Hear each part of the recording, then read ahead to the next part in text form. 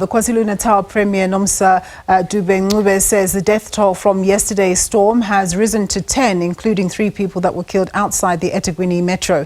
In oThongathi, teams are clearing roads of debris so that aid can reach people who have been displaced. SABC News reporter Vusi Khumalo is in oThongathi for us, and he joins us live. Very good afternoon, Vusi. So how are the clear-up operations going, and what's happening to the people who've been displaced?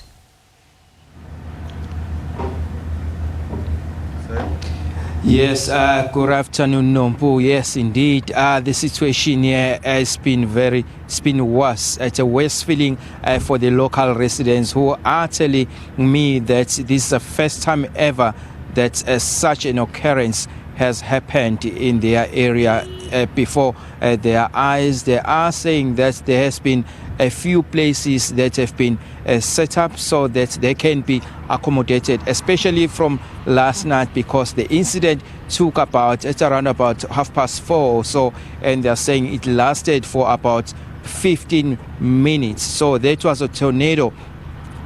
Because the meteorologists have also confirmed that this was indeed a tornado that swept through this area, resulting in the death of 7 people in this community of oThongathi as well. There are 3 other people who have been declared deceased in other parts of KwaZulu-Natal. So the extent of the damage is still being assessed by the authorities.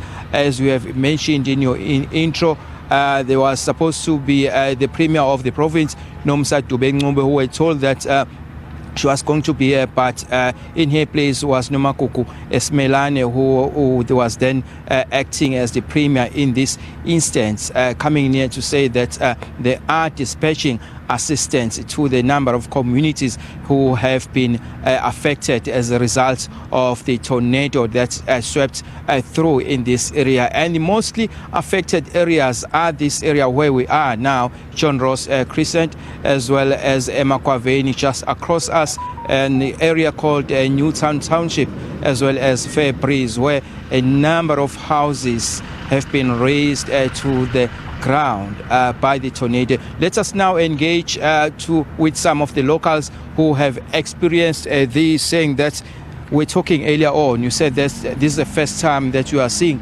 such damage in such a big magnitude. Yes, that's very true. This is the first time we've actually experienced this.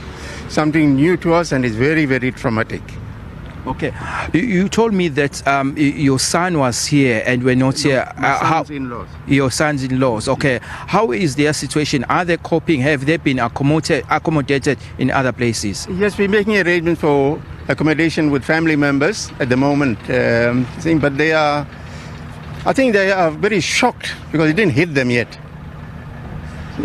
Yeah. So we're told that the government authorities were here, government officials as well, coming here to assess the extent of the damage and also to help some of the victims. In your situation, is your family or relatives being assisted? Well, I haven't seen any government official. Maybe they were here. I could have missed them.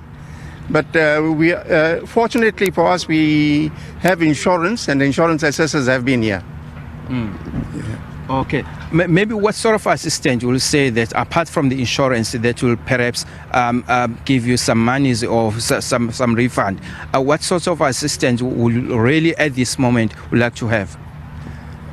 I think basically the family needs support, more support than anything else at the moment for now, because they are still in a shock, and we really don't know what they need, because my son's father-in-law is on dialysis, and we're trying to make arrangements for him to get accommodation closest to where he goes for dialysis, which is Belito. Yeah. So. Okay.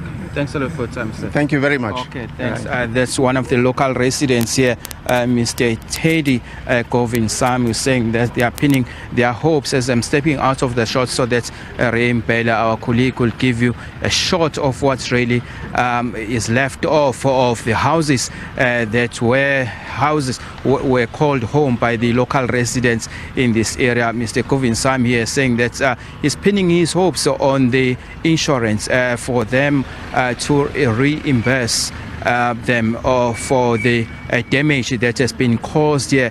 Seeing in your visuals there by Ray Mpela is the community of eMagwaveni, which is next to where we are now, John Ross Crescent. These storms also hit areas such as Fairbreze, Newtown as well. So a number of communities have been left destitute and also homeless.